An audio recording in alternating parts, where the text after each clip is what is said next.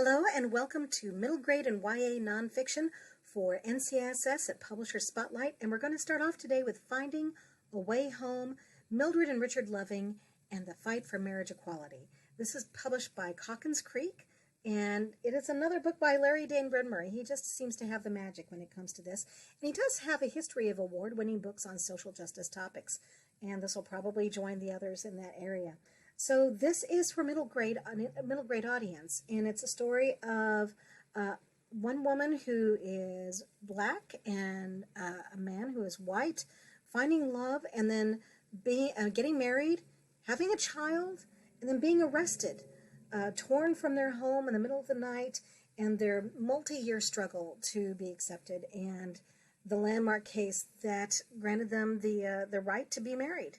So this is an amazing story. It just is so well researched, and I love how it's loaded with so many pictures. When you have something like this, you need pictures to make it come alive, and these pictures certainly do. Wonderful resource information in the back, sources for the reading, all the things you want in a good nonfiction title for this age range, and for any age range, frankly. That's Finding a Way Home. Next up, we have from HarperCollins, or Balzer and Bray, Black Birds in the Sky. Now, this is a story of the Tulsa Race Massacre, and the story of the Tulsa Race Massacre was really overshadowed for so many years, and only recently started being talked about again. And I even grew up. I was born in Tulsa. Never heard of this until I was an adult. So I'm so glad that it is now having a light shown on it, and we are learning more. This is impeccably researched. Brandy Colbert wrote the book, and she has such a great background for this. You probably know her already from the novel she did called The Voting Booth, but she also is has a really good track record on doing nonfiction as well. So loaded with photos and firsthand accounts throughout the book, and I think it's just such an important book to show this really truly shameful history.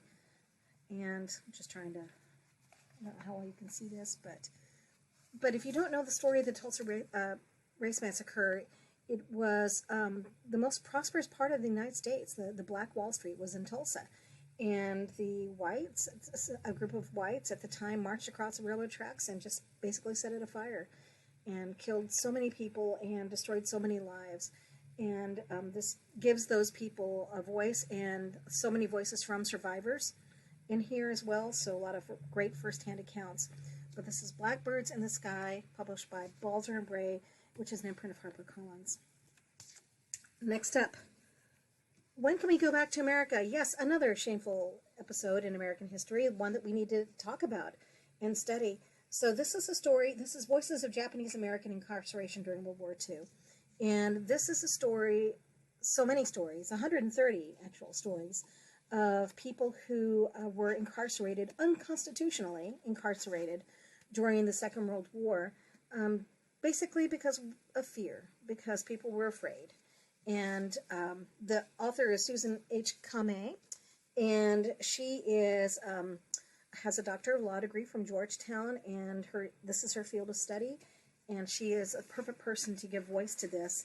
And as you can say, just so much information. And in the back, we've got a very detailed index. You have information about source information, just so much contributor notes, chapter sources, impeccably researched. So this is a great model for how you do nonfiction, but also a powerful story that will really speak to your heart and your mind. And it also has a foreword by Secretary Norman H. Mineta. So there you go. And I should say, this is published by Simon & Schuster. Next up, from Candlewick Press, we have Revolution in Our Time. And this is one that I think you'll enjoy. The Black Panther Party's Promise to the People. So the Black Panther Party, the movement, has often been just a footnote in history, and it really deserves to have more of a spotlight. And that's what Kekla Magoon does here. She does so much research on this, and she really does rescue it in a way to help people understand things that they never did about the Black Panther Party. For instance, and I found this amazing, Most of the members were women. So that's not something that's often talked about. Community activism was a huge part of what they did. Teaching self-defense, things like that were so important to the party, and it's all included here. So you'll learn so much by reading this book. And again, lots of photographs throughout the book. Oh, not that page. Almost every other page, though, for sure. I feel like the next page. Yeah, there we go. Lots of photography, so much great back matter. Again, showing the sources, having a great index. And we have in our resource section on our booth site, please check it out. We have the Educator's Guide for this, as we do for many of these books.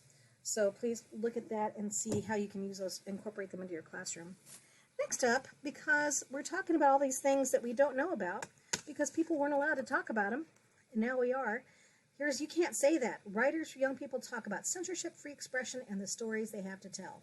This is edited and compiled by Leonard S. Marcus. Leonard Marcus is the sage of children's literature, and he is a master at pulling together these beautifully edited compilations around different topics, and I'm so glad that he has tackled banned books and censorship.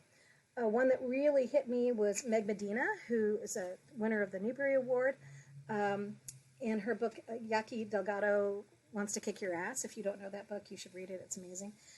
And it has been the subject of a lot of censorship challenges. And she had an event that was in Arkansas, or was canceled in Arkansas, and the principal wanted her to. He said that this is not appropriate for our kids, and we don't experience these kinds of things here. And as she was leaving, there was a girl who said, "I am bullied every single day."